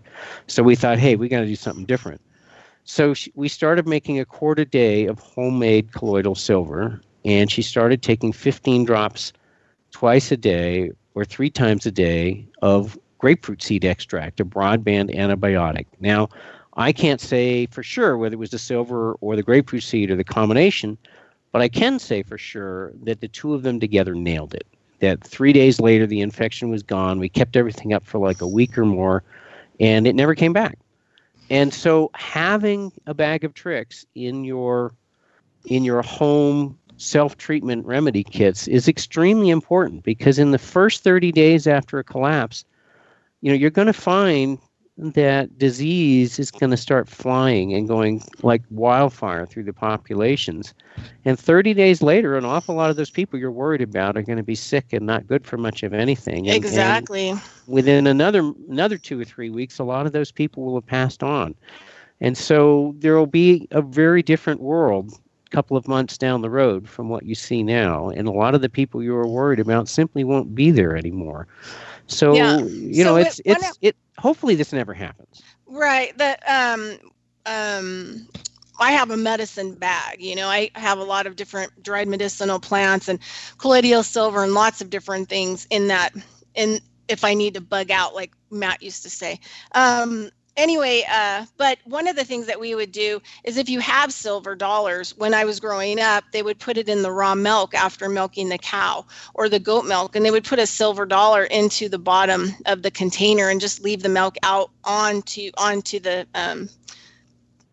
shelf so we could just drink it. It wasn't refrigerated sometimes because the silver actually, killed what was bad in it so that we could eat it. And another thing too is when my dog, we go out hiking, sometimes she gets waterborne, diarrhea, or sometimes she'll eat like a dead animal. And I give her colloidal silver, and within 2 days, even if she's pooping blood, it's gone.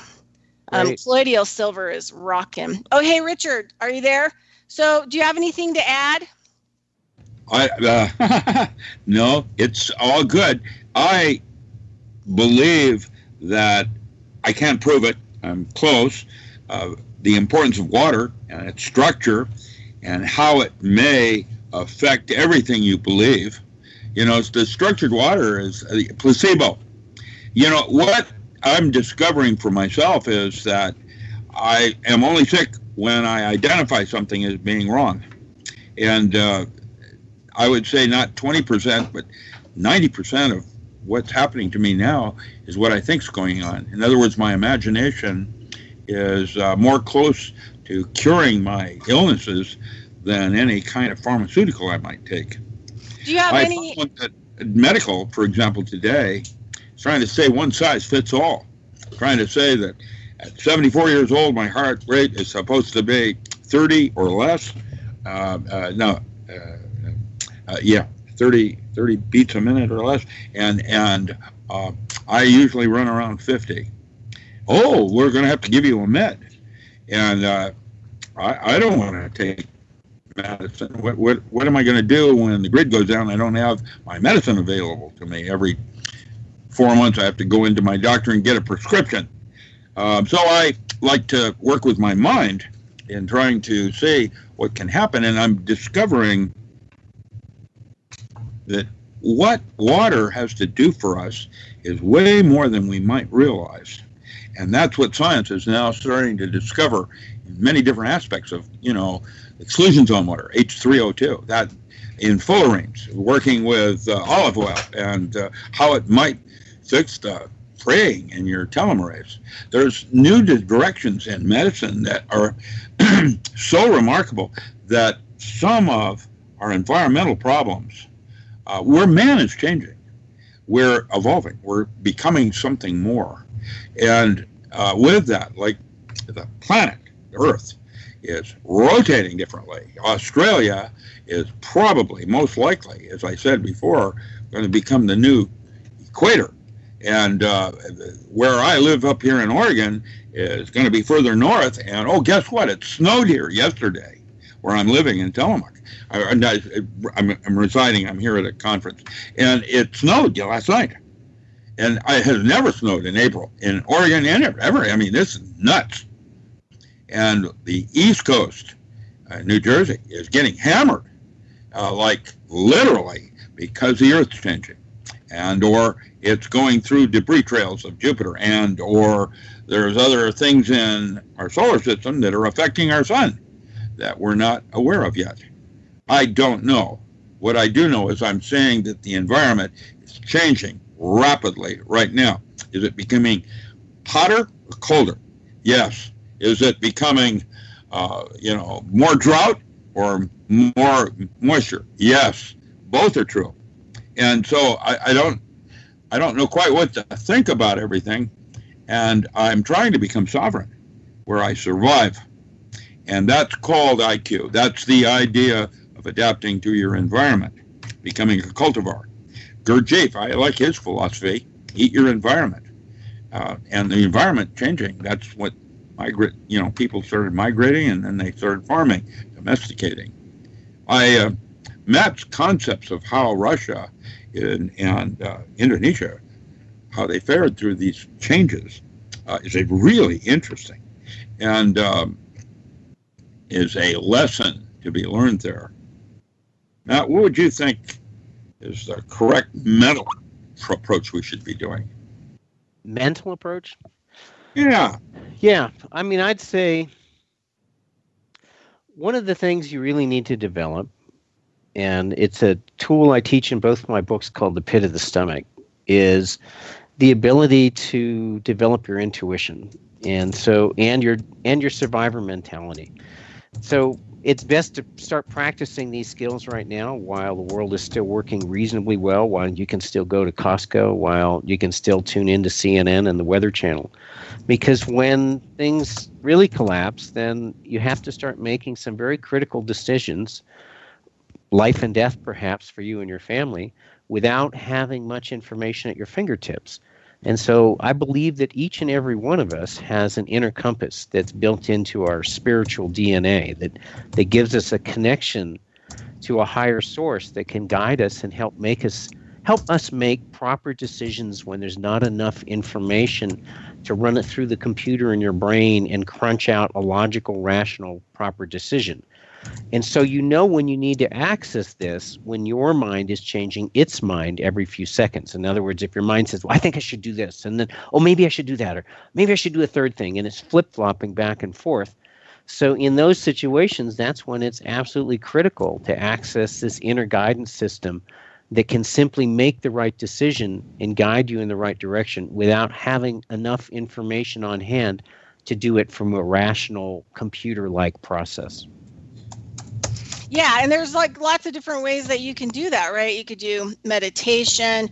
You can learn how to do one step at a time, direction. Because a lot of people have a lot of, remember the dog on Up in the Air? It was the cartoon. Yeah. And talking to the dog and he goes, squirrel. And he would totally lose focus, right? So I see a lot of people who are kind of like that, squirrel, squirrel, squirrel, and they kind of go everywhere, but learning kind of a step-by-step process to stay focused and conscious and fully aware. I use prayer. I do my tobacco prayers and sit down and calm myself and figure out, what is it that I need guidance for, and then wait for the information to come, and then try to stay focused and carry it out. What do you use, Matt? Well, I've used meditation and prayer for decades, and the pit of the stomach is sort of a quick, fast technique that anybody can use. So if you've got about 5 minutes, I'd like to teach that right now. I read a book by Gavin D. Becker too, The Gift of Fear, and he talks a lot about that as well. Yeah, I like that book. It's a really excellent book, The Gift of Fear. So, well, how about this? Oh, go ahead. Okay, so what I like to do when I'm teaching this is I use a real life example that really happened and sort of talk about it and how the rational mind can fail you in a situation and sort of use as a teaching example. So the real life example is the James Kim family, who I think it was 2006, something like that. He was a popular media personality in the San Francisco Bay Area, a TV guy. And he and his wife and 2 infant girls drove from San Francisco to Seattle for Thanksgiving. And then after their Thanksgiving holiday, they were headed back down the long drive back to California. And they were headed down I-5 through the central part of Oregon. And that night they had a reservation in the town of Gold Beach in coastal Oregon. So it was kind of a dark and stormy night, with heavy rains, and he and his wife were wrapped up in the middle of some deep conversations. And they realized at one point that they'd missed their turn to Gold Beach, and that they'd gone like 2 hours south of the turn. They cut across through the circuitous mountain route to the coast of Oregon. So they thought, oh God, it's going to be 4 a.m. now if we turn around and go backtrack 2 hours and then head over and then back down to Gold Beach. So they looked at a map and they determined that there was a secondary road that cut through the mountains that would save them like 4 hours of backtracking, and they'd get there at a reasonable time instead of 4 a.m. So they start up this route that cuts across the mountains on a smaller road, and as they climbed higher and higher into the mountains, the rain changed to snow, and they got onto smaller and smaller roads, and suddenly they realized, like, oh God, this is terrifying. We're sliding around on these roads, and they drop off into the creeks, and we could be killed. So let's just park the car, and we'll continue on in the morning. We're just not going to get there tonight. So they woke up in the morning and they were surrounded by 2 feet of heavy, wet snow that had fallen overnight. And they're in a 2-wheel drive car, and there's no way they're going to get anywhere in that snow. So a couple of days go by, and they run out of food. They run out of gas trying to keep the car warm.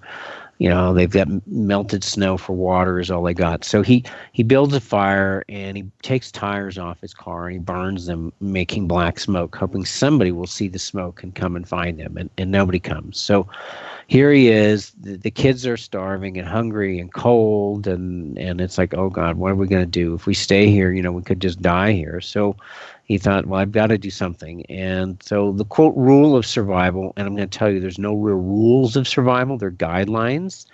And so what works right most of the time will not work right 100% of the time. And so you use rules of survival as guidelines and realize that in your situation, you might have to do something different. So the rule kind of said, follow the river and it'll take you to civilization. So here's where if you can't really figure out what to do with your rational mind and it's not a clear superior alternative, you want to access this inner guidance system. So that I call the pit of the stomach. So here's what you're going to do is you're going to use the center of your stomach called the Dantian in some martial arts. It's an energy center between your rib cage and your belly button.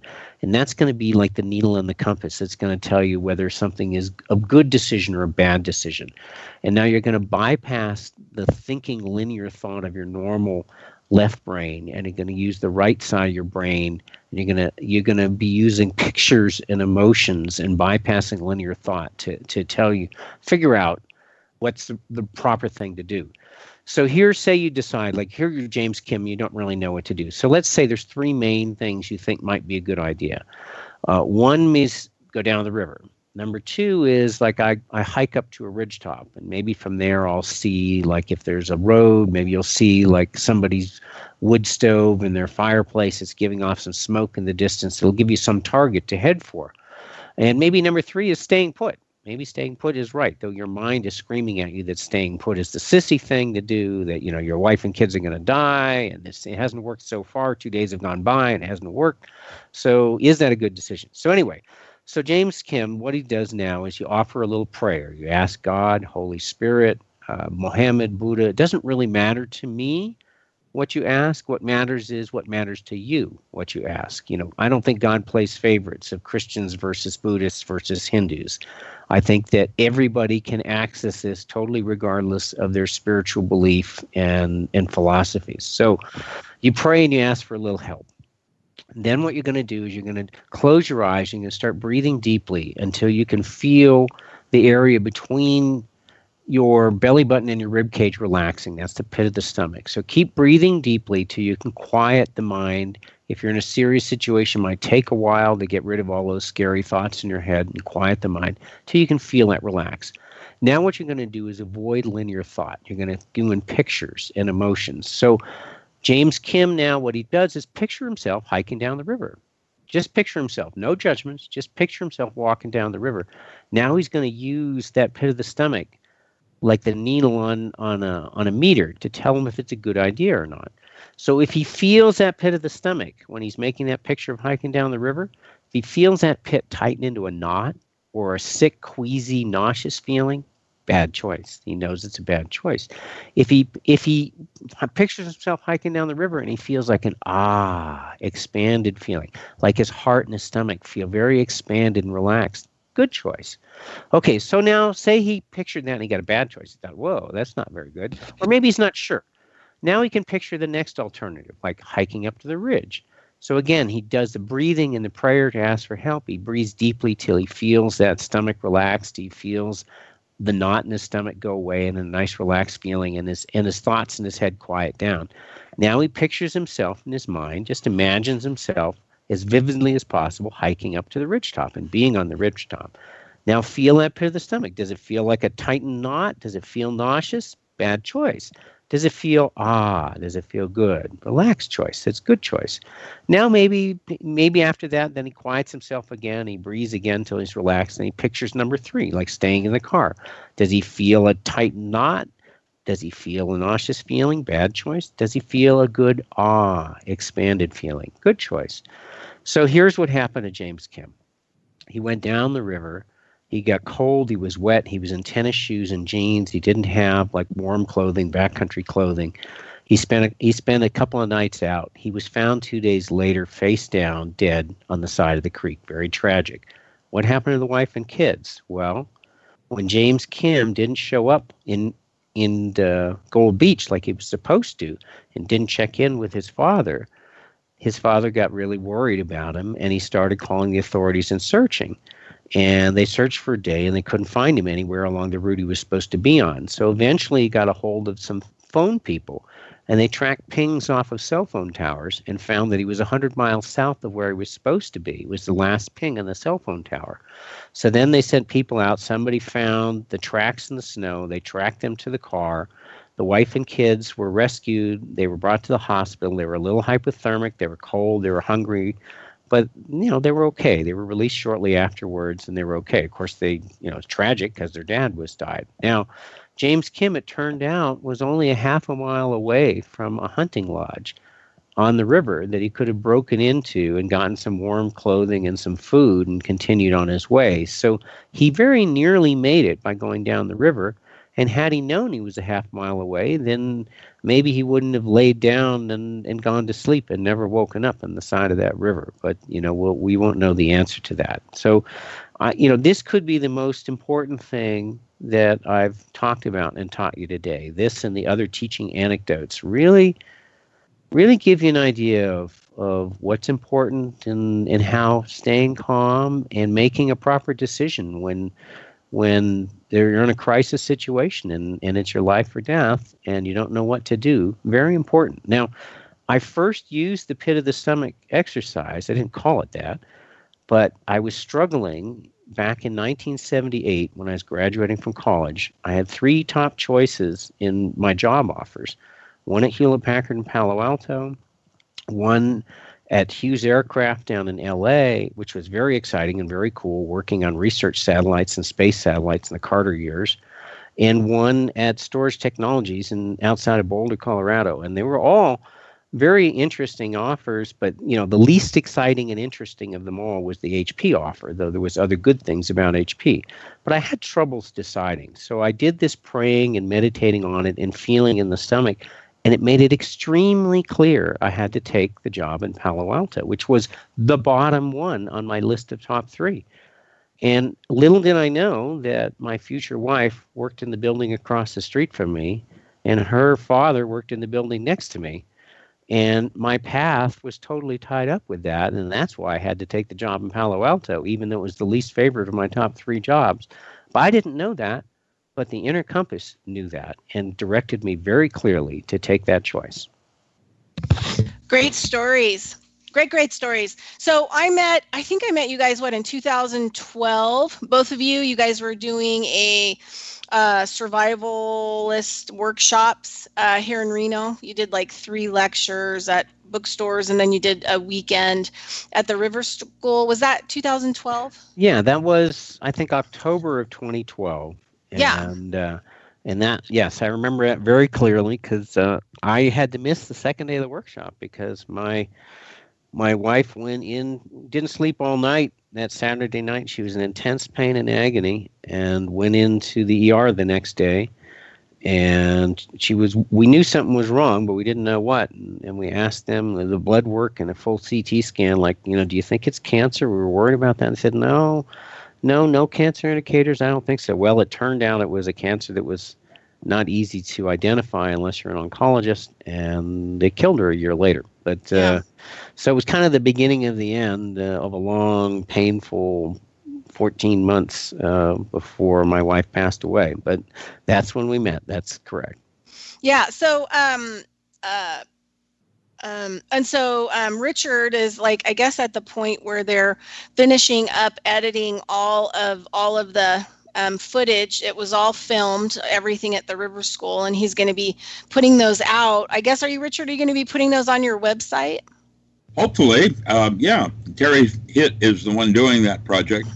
I have a bunch of different things going on. So do you want to talk about that time period? I mean, that time period is still, it's kind of amazing because it's still really important, everything that you guys did. But that's what Matt was doing, suggesting, that we have the answers on what to do and instinctually.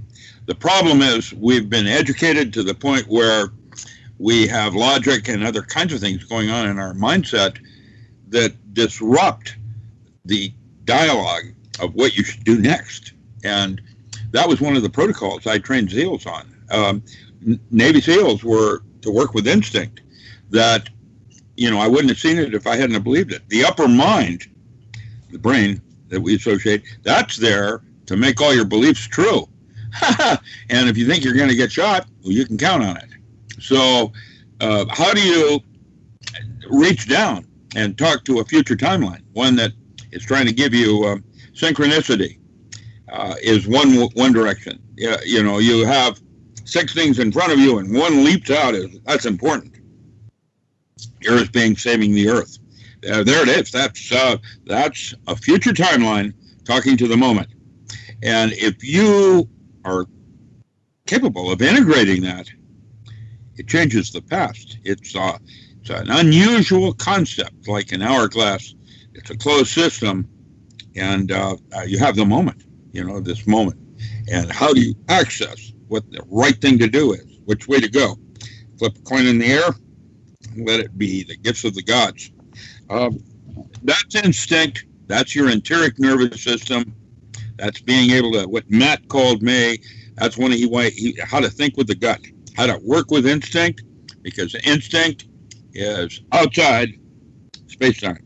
And that's where you go from working from here we go, I'm going to drop some terms, most people won't get it. That's where you go from a place of wounding and creating intent and moving to a place called purpose while you're here. Once you get that, that's where sovereignty truly lies. And attitude. I cannot ever say anything more about attitude. That attitude is all there is. That's what carries the day. It's 1% thought and the rest of it's action. How did they put it in Batman? Something about you are not who you are. It's what you do that defines who you are. That's what you're trying to do, is listen to the inner part of self. And that's most often, I'll just say it, finish. The first thought that you think you should do is usually most correct one to do. The first thought. Instinct. Okay, so question. So we'll ask Richard first. So in 2012, what indications were there about the work that you would be doing, and how different is it today, or maybe the same, or has been built on? Matt and I came originally from a grid down situation from an EMP strike. That is, as Matt outlined accurately, most likely going to happen. You can count on it. That was Merlin. Anything not specifically forbidden is mandatory. That was back then. We're closer to that moment than ever before. 9/11 had already happened. We had indications of high school shootings and monetary concerns with Wall Street, which now can't fail by definition because it's run by AIs. That's the creepy part of things. It's very difficult to know what's going to happen next because, you know, Nibiru is another direction. There are a whole group of people out there believe that something is about to happen. It's in, you know, Revelations. There it is, and read it. But Corinthians, I don't know. I can tell you that I'm just where I live is changing. The weather is absolutely different than it was, and there's no question it's changing things. Now, when you talk about Nibiru, everything's binary. You know, the Hopi talk about that as the blue and red Cucina, like a red shift, something going through so quickly we have no warning. Who knows? I can tell you that there's more going on right now than any of us have a clue. We're discovering technologies, Buddhist technologies for moving large stones using sound, the big horns that they blow. There's a Tibetan Buddhist. As a metaphor, I'd probably say that that spacecraft that the others crashed on the other side of the moon is probably Buddhist. I don't know that. I'm just using that as a metaphor. I'm going to say that we can count on something because that's Joseph Campbell. And when he said, when you see the kingdom of the Father on earth, the apocalypse has already occurred. It's perpetual in its potential. And man is going through a change. And land masses, you know, I don't have an answer to any of this. I don't know quite where to go with this. I'll just end it by saying that it would be nice to be more independent of my environment. I wished I had more control of my own universe. And that is what I call maritime law, where you have sovereignty. You feel safe. And I don't know what's going to happen. Chemtrails aside, you know what I feel about all of this. Matt has already pointed out that it won't be North Korea. Yeah, but Pakistan and the possibility of a hacker, some kid, let's see what happens when I push this button. Who knows? I just like to feel a little safer than I do. Okay, Matt, same question. Anything from 2012 when you started this journey with Richard, and what work you were doing, and maybe how it's evolved, or what work you're doing now that it's manifested into? Well, yeah, it's been interesting because people ask me why did I'm an MIT trained engineer, a Bachelor of Science in Mechanical Engineering. I was a National Merit Scholar, and why would I write a book called When Technology Fails? And the subtitle describes it well, a manual for self-reliance, sustainability, and surviving the long emergency. Back in 1999, I'd had a 20-year practice of prayer and meditation, 20 plus years, and I was just made a generic request in my morning session of meditation for guidance and inspiration, and I received a massive, highly detailed pictorial storyboard style outline for a book to help people live more self-reliantly, more sustainably, and to plan for and deal with and cope with a long-term collapse of central services. So, my first thought was like, no effing way. I mean, I don't know all this stuff. I can't possibly do this. I'm an engineer, not an author. And Jesus calls it the still small voice, the voice of spirit, a higher source, Holy Spirit, whatever you want to call it, the guides, the masters. They didn't really identify themselves clearly. It said, well, nobody knows it all, and assured me that I had the skills and talents that if I chose to take the assignment on, that I get the inner and outer help I needed. By inner help, I mean inner guidance and direction to help me as I wrote the book, and by outer help, meaning that with my dogged determination and engineering skills and MIT skills, I'd dig up all the experts and resource materials to fill in the holes in my own experience so that I could write about these different areas. And certainly I'm an expert in several of the areas, but not all of them. So it took me 3 years to turn that into a book, When Technology Fails. And then 8 years later, I put another year of my life, took off of work and racked up the credit cards to update it in 2008. Now, since then, there was a really interesting experience. When my wife was close to passing away in the final 2 weeks of her life, which is in the fall of 2013, actually December, early December, I was praying and meditating again for many hours at a time. I'd had a couple of miraculous healings that worked through me earlier in my lifetime. Not something I could do on demand, but something that just happened a couple of times. One was a crippled friend who regained full use of her legs. And so I was hoping that would happen again. So I'm praying and meditating beside my wife, who's like in hospice at the time and entering the final stages of her life. And I'm hoping for a miracle. And this purple and green light comes around me, kind of like sparklers looking like. And I think like, all right, the energy's flowing. My wife's going to be healed. Well, it didn't work that way, obviously. She died. She passed away shortly afterwards. But what they showed me was 4 more books that I was supposed to write. They laid them out in very specific order, and they solved some structural details. Now, unlike the first time where I got this massive download into my head on something that I'd never remotely contemplated writing or thought of doing, this time all 4 books were ones that I've been kind of mulling around in my head, but they have a very specific direction. So what they indicated was the next 3 books are totally unrelated. They're interesting and exciting book topics, but they're not related to these at all. But the last one is about the people of the world rising up and taking our power back from the elite and the governments and saying, by that time, they say, I'll be, supposedly, this could be a crock of bull, but supposedly I'll be a 1 million copy world famous best-selling author. And then the message will be, hey, look, the climate change and the ecological degradation of the planet are so obvious and in our face. If we do not take our power back and change the way we do business in the world, we will kill the planet, and almost all of us will die, if not all of us. And at that point, it'll be about a popular revolution, populist revolution in the world, taking our power back and living sustainably and saying, if we don't make the health of our planet the number one priority, we'll have no planet. And without a planet, we can't survive.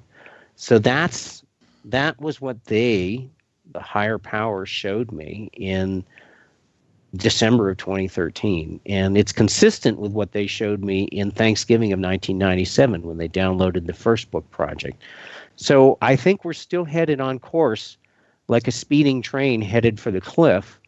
And it's going to be up to the massive numbers of people on the planet to take our power back from the 1%ers they're making themselves incredibly rich off the way the world is run. And we're going to say, hey, we're taking our planet back, because if we don't, we're all dead. You know what? I completely and totally 100% agree. Everything that I feel like I've done in my life where I've been led is about fixing the earth. You know, being a responsible human for the damage that's been done, and learning everything that I can, even on a small scale to a big scale, to actually, you know, fix the damage in the long term. Whenever you get a chance. I totally agree. So, all right, so we're just going to talk about Richard Allen Miller. He's got many books. You can find his books on Amazon or on his website, all kinds of different mediums of books. He's at Richard Allen, ALAN, Miller.com. And my other amazing guest, Matthew Stien, who also is a great author and also has a lot of books to recommend on his website, which is whentechfails.com.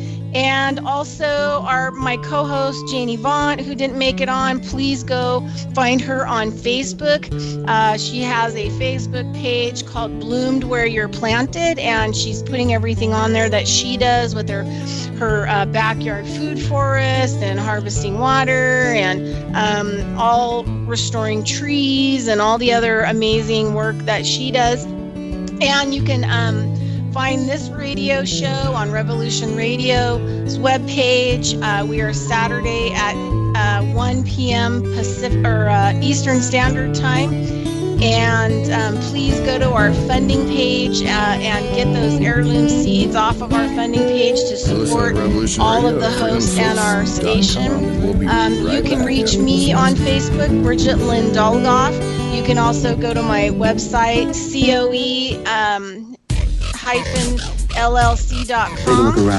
if you want to get in touch with me or have any ideas for guests on our show.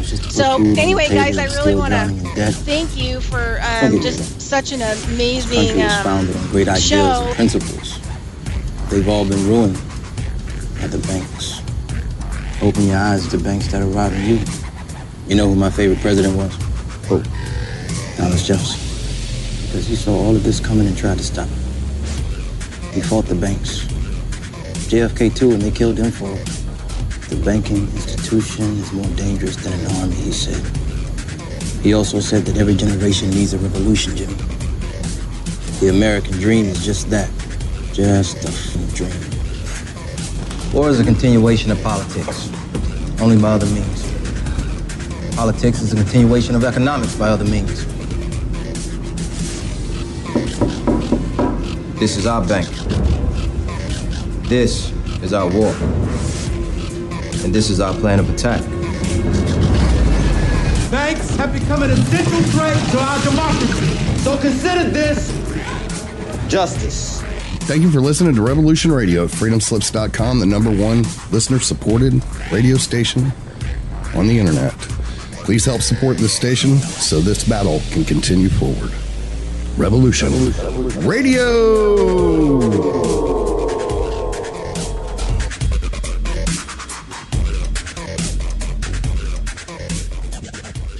This is the people's war. It is our war. We are the fighters. Fight it then. Fight it with all that is in us. And and may God defend the right. Warning! Warning! We gotta stop them! They're gonna kill us all! See how the trouble you've started? Be they the government, be they industry, be they organized labor, be they anyone, or human beings. Time when the operation of the machine becomes so odious, makes you so sick at heart that you can't take part. You can't even passively take part. And you've got to put your bodies upon the gears and upon the wheels, upon the levers, upon all the apparatus, and you've got to make it stop. And you've got to indicate to the people who run it, to the people who own it, that unless you're free, the machine will be prevented from working at all. Revolution Radio at freedomslips.com, the #1 listener-supported just a few talk seconds. radio station, throwing ourselves upon